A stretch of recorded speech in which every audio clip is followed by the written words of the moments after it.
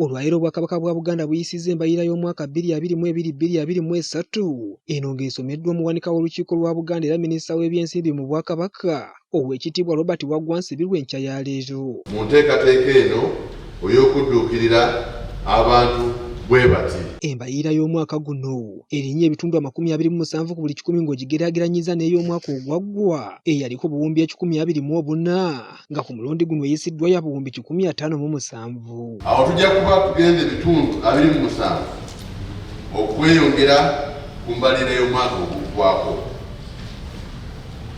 Ennyingiza eno tusuubira ejja kuwanirirwa obusuulu, ekkanzu n'envujjo, obuwagizi okuva bannamikago. Ng'asomera olukiiko embalirira eno, minisita w'ebyensimbi Waggwa Nsibirwa alambise ensimbi ezigenda okuteekebwa mu bitongole eby'enjawulo muno ng'obuwumbi 31.7 ziteereddwa mu kwongera okugaziya akatale k'ebyamaguzi eby'abantu ba Buganda. Obuwumbi 20 ziteereddwa mu byenjigiriza wabula ng'abavubuka n'enkulaakulana y'abantu nabyo bibadde ku kifo kya kumwanjo. Oweekitiibwa Nsibirwa mu ngeri y'emu ategeezezza nti wakati mu kudduukirira abavubuka ku mulundi guno Obwakabaka bwakusoosowaza nnyo abaana ab'obuwala okusobola okubateerawo omwenkanonkano n'abalenzi nga baakwongera okubangulwa mu mirimu egy'enjawulo.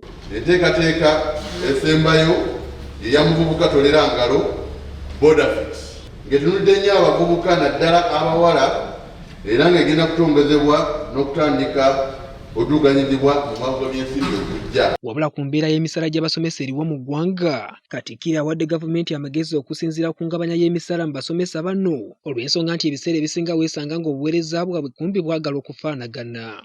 I think that there is an urgent need to work out on the salary structure for government employees. Overall, the arts and the sciences work in a complementary role.